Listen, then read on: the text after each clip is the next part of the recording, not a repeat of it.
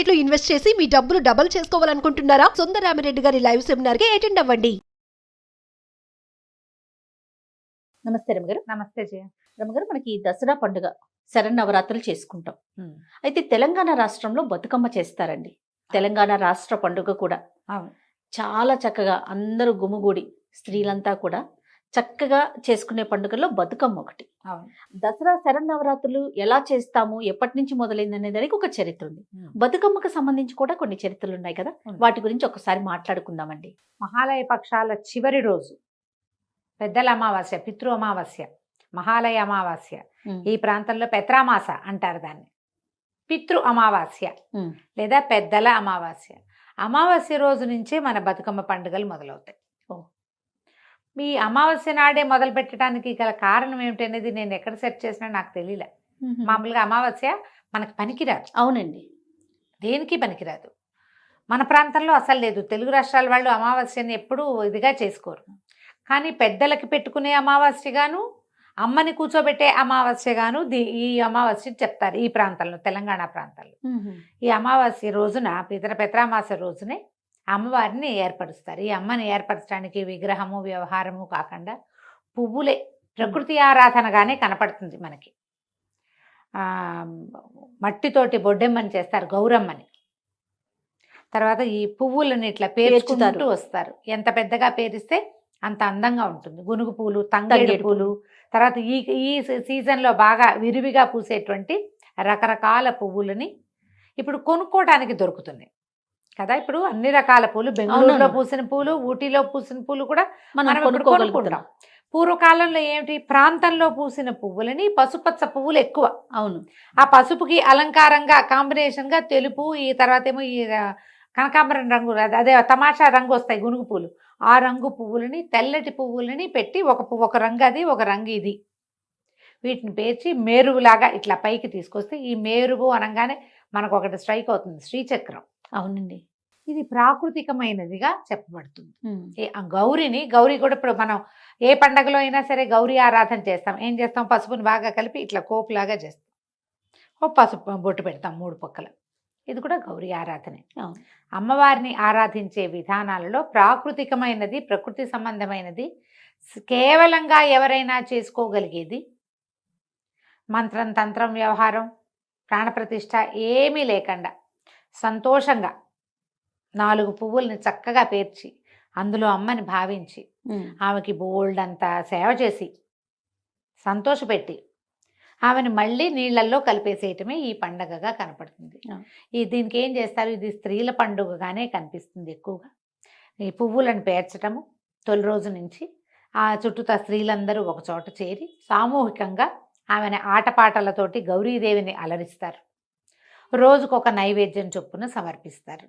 ఇది పెద్ద పెద్ద ప్రాంత వ్యవహారంగానూ ఉంటుంది. వేల మంది ఒకే చోట గుమిగూడి చేసుకుంటారు. ఒక లైన్లో, ఒక వీధిలో ఓ 10 ఇళ్ల వాళ్ళు ఉంటే 10 ఇళ్ల వాళ్ళు కలిసి చేసుకునేది గాను కనపడుతుంది.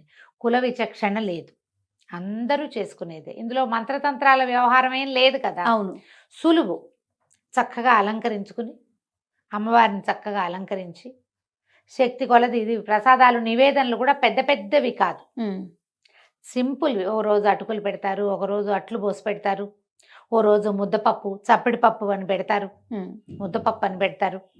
తర్వాత ఏమో మలీదా అని ఒక ప్రత్యేకమైనది, గోధుమ చపాతీలు చేసి చపాతీలని కాల్చేసిన తర్వాత చక్కగా గ్రైండ్ చేసి మెత్తటి దంచి దాంట్లో బెల్లము అవి కలిపి లడ్డూలు చేస్తారు. తర్వాత ఈ జొన్నలతోటి, సజ్జలతోటి, సజ్జపిండి, జొన్నపిండి వాటితోటి చేసి పెడతారు.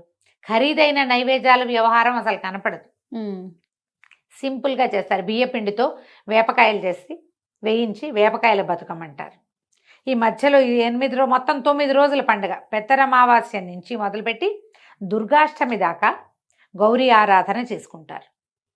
దుర్గాష్టమి నాడు ఆమె దుర్గా ఆరాధన మొదలు పెట్టుకుంటారు. ఈ అమ్మవారిని ఆ రోజు సాగనంపేస్తారు. మధ్యలో పంచమి నాడు అలిగిన బతుకమ్మని, ఆ రోజు అసలు బతుకమ్మకి ఏమి నివేదన చేయరు, అలంకారం చేస్తారు అంతే. ఆ రోజు ఏం తినదావిడే. మధ్యలో ఓ రోజు అలిగిన బతుకమ్మ అంటారు. ఇట్లా అటుకుల బతుకమ్మ, అట్ల బతుకమ్మ, నానేసిన బియ్యం, నానబియ్యం బతుకమ్మ, వేపకాయల బతుకమ్మతో పేర్లతోటి సద్దుల బతుకమ్మ అంటారు. తర్వాత ఏమో ఎంగిలి పూల బతుకమ్మ మొదటి రోజు. అవును. ఇట్లా వరుసగా అమ్మ రోజు రోజు పేర్చే అమ్మకి ఒక పేరు, ఒక ప్రత్యేక నివేదన. అలంకరణ మాత్రం పువ్వులే, చక్కగా కొత్త కొత్త పువ్వులతోటి అలంకారం చేస్తారు. చివరికి అమ్మని సాగనంపుతారు. ఈ బతుకమ్మని సాగనంపేటప్పుడు మట్టితోటో పసుపుతోటో బొడ్డెమ్మని చేసి ఆమెను కూడా పంపిస్తారు. ఇది కాస్త అటు ఇటుగా మనకి ఎట్లా కనపడుతుంది అంటే గొబ్బిళ్ళ వ్యవహారం లాగా కనిపిస్తుంది. గొబ్బిళ్ళు చేస్తారు మామూలుగా. నెల రోజులు ధనుర్మాసంలో గొబ్బిళ్ళు పెడతారు. ఒకరోజు సందె గొబ్బిళ్ళని ఈ గొబ్బి దేవిని పెడతారనమాట.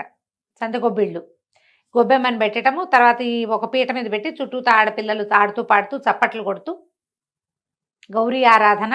అదొక చిత్రమైన ఆరాధన అనమాట. గోపి అనగానే మనకేమిటంటే మన గోదాదేవిని ఆరాధించినట్టుగా. ఒక కన్య భగవంతుడిని ప్రేమించి వివాహం చేసుకునే కథ చెప్పుకుంటాం అప్పుడు మనం. అవునండి. ఆమెని ఆరాధనలో భాగంగానే అది చేస్తారు. భగవంతుడు భక్తుడు అని ఓ తల్లి గొబ్బెమ్మ, ఓ పిల్ల గొబ్బెమ్మ, పెద్ద గొబ్బెమ్మ రంగనాథుడు, చిన్న గొబ్బెమ్మేమో గోదానాయకి రంగనాయకి గోదాదేవని. ఇలా అది ఎట్లా చేస్తామో ఇంచుమించుగా ఇది కూడా అట్లాంటిదే. అయితే ఇప్పుడు తెలంగాణ రాష్ట్ర ఆవిర్భావం తర్వాత దీన్ని రాష్ట్ర పండుగగా చేశారు. ఖండాంతరాలకి కూడా వ్యాప్తి చెందింది. అప్పుడు కేవలము ఈ ప్రాంతంలో మాత్రమే, ఊళ్ళల్లో మాత్రమే, టౌన్లలో ఏదో కొద్ది మంది వాళ్ళు కలిసి చేసుకునేటట్టుగా ఉండేది. ఇప్పుడు ఈ ఖండాంతర ఖ్యాతి రావటంతో అమెరికాలో కూడా బతుకమ్మలే. అమెరికాలో బతుకమ్మ ఉంది, రష్యాలో మా ఇండియన్స్ ఎక్కడ తెలంగాణ ప్రాంతవాసులు ఉంటే అక్కడ బతుకమ్మ. ఈ బతుకమ్మ ఈ ఆరాధన ఏముంది? పువ్వులు పేర్చటము, పాటలు పాడటము, అమ్మని సంతోష పెట్టడమే కదా బాజా భజంత్రీలతోటి. ఈ బాజా భజంత్రీలతో చేసేది అందరూ మనలాంటి వాళ్ళు కూడా, ఫ్రెండ్స్ వాళ్ళు వీళ్ళు ఉంటే, స్నేహితులు చుట్టుపక్కల వెళ్ళేవాళ్ళు, వీళ్ళందరూ ఆడుతుంటే మనం కూడా ఏముంది ఒక ప్రసాదం చేసి పట్టుకెళ్ళటం, మనం కూడా ఆరాధనలో పాల్పంచుకోవటం. ఇది ఏంటంటే పూర్వము దాదాపుగా ఒక 1000 సంవత్సరాల నుంచి ఉన్నది. అప్పుడు ఈ తెలంగాణ ప్రాంతం అంతా దొరల కాళ్ళ కింద నలిగిపోతూ ఉండేది సమాజం. ముందట ఇది 1000 సంవత్సరాల నుంచి జరగడానికి ఒక చారిత్రక ఆధారం ఒకటి చెప్తారు. ఈ ప్రాంతంలో చోళులు వీళ్ళు రాజ్యం చేస్తుండేవాళ్ళు 1000 సంవత్సరాల క్రితం. అయితే ఈ చాళుక్యులు చోళుల యుద్ధాల్లో ఇక్కడ ఈ ప్రాంతంలో వేములవాడ ఆ ప్రాంతాల్లో ఉన్నటువంటి పెద్ద శివాలయం ఒకటి ఉండేది. ఇప్పుడు రాజరాజేశ్వర స్వామి ఉన్నాడు కదా వేములవాడి, అట్లాగే ఉంటే ఈ తన ఒక సారస్వతుడు అనే రాజు దీన్ని గెలిచి రాజరాజ చోళుడు వీళ్ళ గురించి చెప్తారు. ఈ శివలింగాన్ని పెకలించుకు తీసుకుపోయి తంజావూరు తీసుకెళ్ళారు. వాళ్ళ రాజ్యం అక్కడ వీళ్ళ మీద యుద్ధం చేసి తీసుకెళ్ళిపోయారు శివలింగాన్ని. ఇది చాలా పుస్తకాల్లో కనపడుతుంది. ఇది ఎంత మటుకు ప్రామాణికమో నాకు తెలియదు, కానీ ఈ విషయం మాత్రం ఒక 5-6 చోట్ల నేను చదివాను. ఈ ఈ శివలింగాన్ని, అతిపెద్ద శివలింగాన్ని తరలించుకుపోయి తంజావూరులో ప్రతిష్ఠ చేశారు. బృహదీశ్వరాలయం చెప్పుకుంటాం కదా. అవునవును. అయితే పార్వతీదేవి ఉండిపోయిందట ఆ దేవాలయంలో ఉన్న అమ్మ ఇక్కడే ఉండిపోయింది. శివుడు లేని పార్వతిని, బృహత్తమ్మ దుఃఖాన్ని తగ్గించడం కోసం వీళ్ళు ఇలా పువ్వులు అలంకారం చేసి ఆమెని సంతోషపెట్టేవాళ్ళు. బృహత్తమ్మ నుంచే బతుకమ్మ వచ్చిందని ఒక వాక్యాలు వినపడతాయి. బృహదమ్మ ఆవిడ పేరు. బృహదీశ్వరుడు వెళ్ళిపోయాడు, పెద్ద శివలింగం. అమ్మవారు ఇక్కడే ఉండిపోయిందని అమ్మవారిని తీసుకెళ్ళలేదు వాళ్ళు.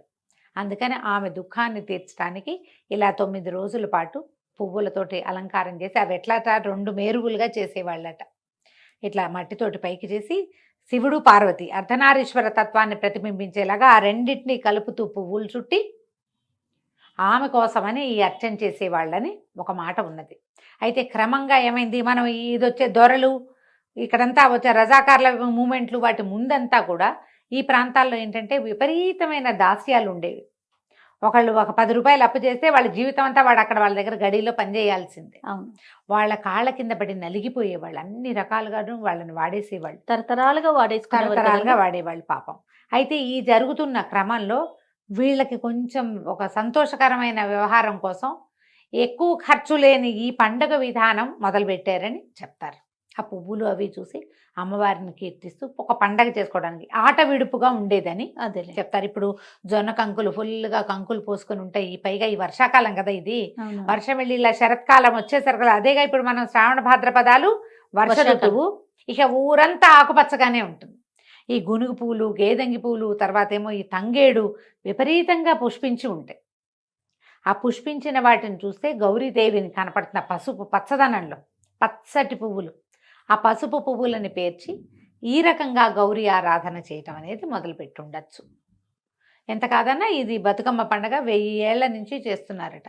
తర్వాత ఇక్కడ ఏమయ్యేదట, ఈ పిల్లల్ని ఎక్కువ మంది ఆడపిల్లలు పుట్టినా కూడా ఆడపిల్లలు వాళ్ళ చేతుల్లో వీళ్ళ చేతుల్లో దొరికిపోవటమే కదా, దాంతో సూసైడ్ చేసుకునేవాళ్ళు, పిల్లల్ని చంపేసేవాళ్ళు.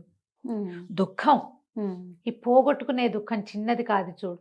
అవును కదండి. అందుకని చావద్దు, బతికుండమని బతుకమ్మ బతుకమ్మ అని బతకమని ఇట్లా పూజ చేసుకునేవాళ్ళు. ఈ బతుకమ్మ పండగ కోసం వేరే ఊళ్ళకి వెళ్ళిపోయిన ఆడపిల్లల్ని కన్నవారింటికి తెచ్చుకునేవాళ్ళు.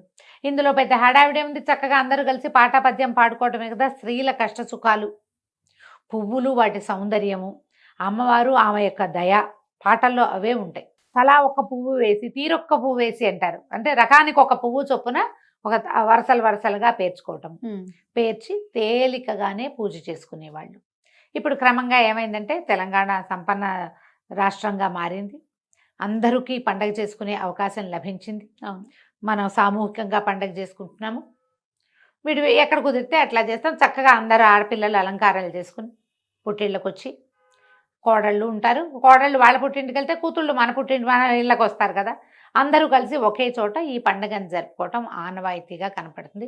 చుట్టుపక్కల ఇళ్లలో ఎవరైనా చేస్తే మీరు కూడా ఒక అడుగేసి ఒక దండం పెట్టుకోండి, అంతే కదా. మనం ఈ విధానం అంతా చేయలేకపోవచ్చు, మనకు రాదు, మన ప్రాంతాలకు రాదు, కొన్ని ప్రాంతం వాళ్ళకి రాదు, కొంతమంది చేస్తారు ఆ పండగ. ఆ పండగ చేసేటప్పుడు మన స్నేహితులు చేసుకుంటున్నప్పుడు మనం కూడా ఒక గౌరీదేవి పూజ తప్పిస్తే ఇంకా అందులో ఇంకా వేరేదేది లేదు. ఒక నమస్కారం చేసుకుందాం. బతుకమ్మకి జై. రైట్. నమస్తే రమ్య గారు. నమస్తే జై. Anchors Jewelry courtesy by Mukunda Jewelries.